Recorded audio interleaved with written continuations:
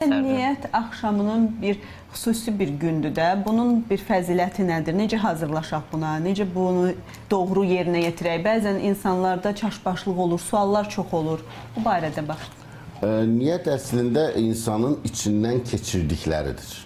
Əslində niyyət axşamı. Ramazanda niyyət axşamı əslində o deməkdir ki, biz Ramazana sadəcə dil ilə yox, bir vücud olaraq, bir ruh olaraq tamamən hazır olmaqdır, özümüzü hazırlamaqdır. Ona görə də bir insanın, bir müslümanın, bir müminin, bir oruç tutacaq hər bir insanın niyyət axşamıdır deyilmə səbəb odur ki, artıq özünə bir çəki düzən versin, mübarək bir aya girir, bağışlanması ən yüksək olan bir aya girir və oradan bağışlanaraq çıxmağı ümid edəcəyi bir aya girir, ona hər yönüyle hazır olması. Ya Rabbi, sənin rizan üçün bu Ramazanı oruçlu keçirəcəm, sən də günahlarımı əfv eylə, işlərimi asan eylə, sevdiklərimi gözümə çıraq eylə, hər daim bizlərin ümmət Muhammedin yar və yar